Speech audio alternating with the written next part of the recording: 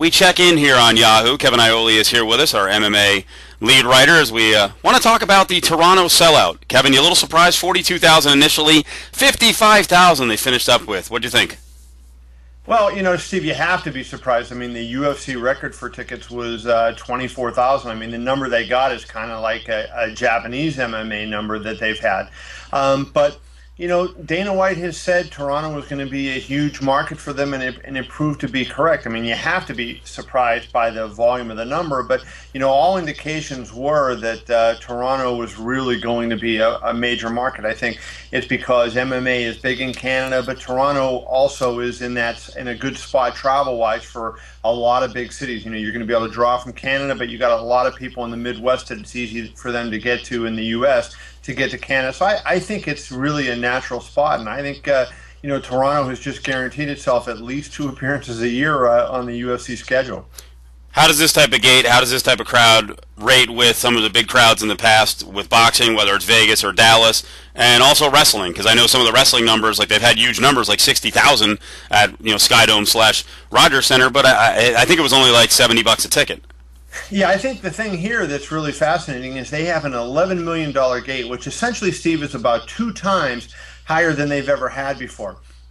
When you think about that, I mean, in boxing, they get those kind of gates for the big fights, like Pacquiao-Mosley's going to be a big gate. Pacquiao-De La Hoya was a big gate. De La Hoya-Mayweather is a record $18 million gate. Those are huge numbers, but there's a difference, and I think this is really important to note.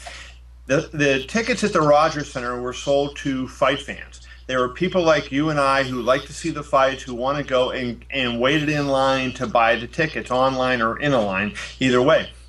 The difference is a lot of these casino fights in Las Vegas, what happens is they're put on sale, and before they ever actually go to the public sale, they're picked up by the other casinos and then some of the ticket brokers, and they're not given to fight fans. And so the people who are in the arena, which you can tell by the fact that until the main event starts, there's nobody in the arena, and then all of a sudden it's filled, are people that are just event people. They're rich gamblers that are coming in just to be around the rich and famous, and they want to see the celebrities and everything in the big event, and they want to get the free ticket and the free weekend in Vegas, but they're actually not fight fans. And I think that really hurts boxing in a lot of ways, because there's a lot of people that are hardcore fans that would love to be able to go to those boxing events, that would love to go to Pacquiao, but they can't afford a $1,500 ticket or even $600 ticket. I mean, so the problem is that they keep those fans out.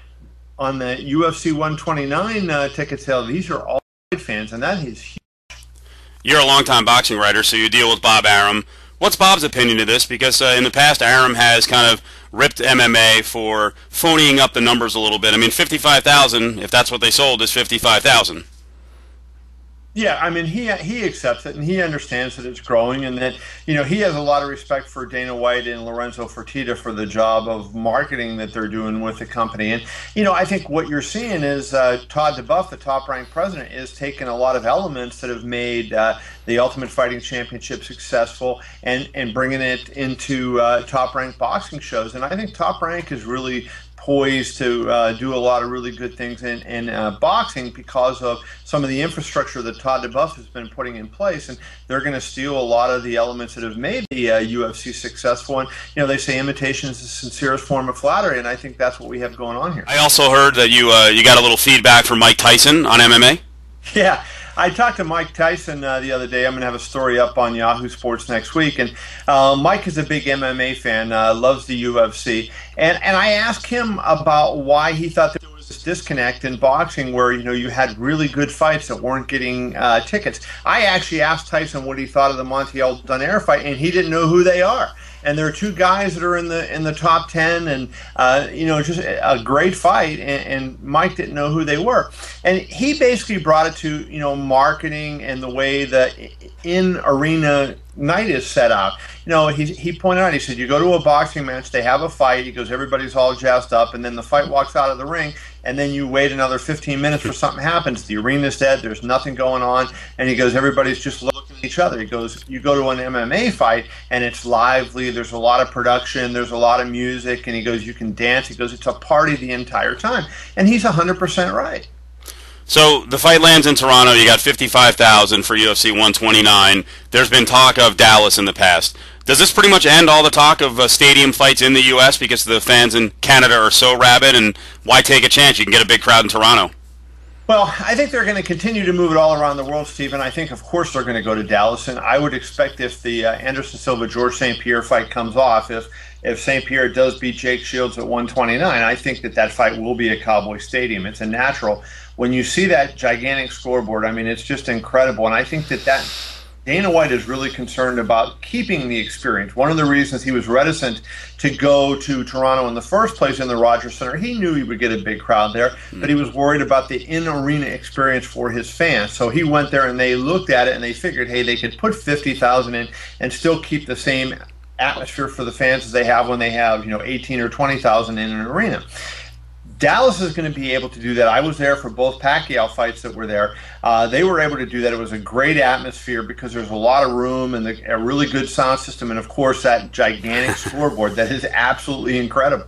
Yeah, you've never seen anything like it. I mean, I know you have, but for fans out there, I went to the opener between the Cowboys and the Giants, and I sat in the upper level, and I probably looked at the field 10 times the entire game. The TV is that big and that crystal clear that you can watch it and enjoy it, and that's why I still think Dallas is an option, although Dana White was complaining about hotel rooms, which is odd because the Super Bowl was just in Dallas. Yeah, I mean, he's wrong on that. I don't think he's really looked into it extensively enough. I mean, they don't have a corridor like they have here in Las Vegas where there's a tourist district where you have a lot of hotels in very short walking distance. There are some hotels right there, but there are a number of hotels in that area, and I was there for the Pacquiao fight that did 50,000 people, and there was no problem with hotels. Everybody was fine. I think they would absolutely have no issues putting the fight on in Dallas. And, as long as they made sure they got the fire marshal in there and checked out all the seats and had everything taken care of in advance. So what does this mean for Las Vegas? Because if there's more shows in places like Dallas and there's more options in terms of stadiums like Toronto, I would assume, sadly, I think one of the first places that may lose some fights is Las Vegas. Well, something has got to give. I mean, Dana White said the other day that they are going to increase the number of shows, and he suggested that they're going to have 2 shows on the same day at some point, where he said there may be a show in Las Vegas and then one in Australia at the same time. I think we're still a ways away from getting to that point yet. And while they're on their schedule, I mean, the dates have to come from somewhere. They have certain cities that they go to every year. Montreal now has moved up to a twice-a-year city, and with great justification. I mean, they get $5 million gates in Montreal. They got an $11 million gate in Toronto. You can guarantee you're going to have 2 events in Toronto a year.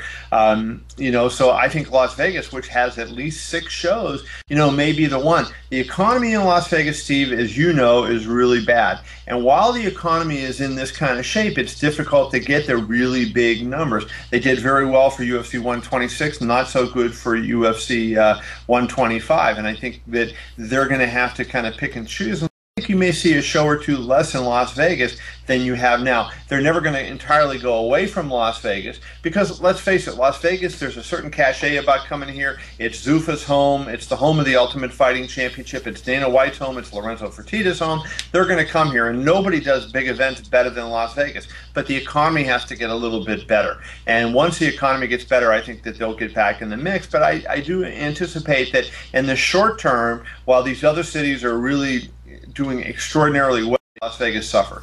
There is one other local Vegas story we should mention, and that is there is a proposal out there, multiple proposals for stadiums, which could actually house something like this down the road in Las Vegas. One of the big ones recently is on the campus of UNLV. Do you think, because UFC has been involved with MGM, that they would put support behind a stadium on campus or downtown? Because down the road it would help them. Yeah, I mean, I think that they can look to go once a year to a place like that or on a special. You can't, and Dana White made this point the other day, and I agree with this 100%. You can't just put any show in a stadium and say, okay, we're going to go to a stadium and sell. You have to have the right card. It worked out for them very well for 129 because look what they were able to do.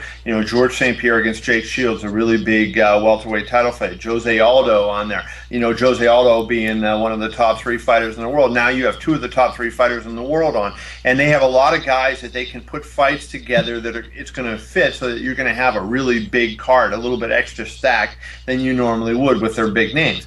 You can't do that on every single card, but certainly there's going to be certain cards in Las Vegas down the road that if this venue ever gets built, it's going to seat 40,000, that they're hoping to have, NHL or NBA or even NFL, which forget that, but, they can always dream, right? Yeah. But, if they can have some kind of venue built like that, I think once a year, once every 18 months, they're going to say, hey, we have the big fights. We have a couple big fights, and they're queuing up to be at the right time. Let's put them in this venue and do a super fight.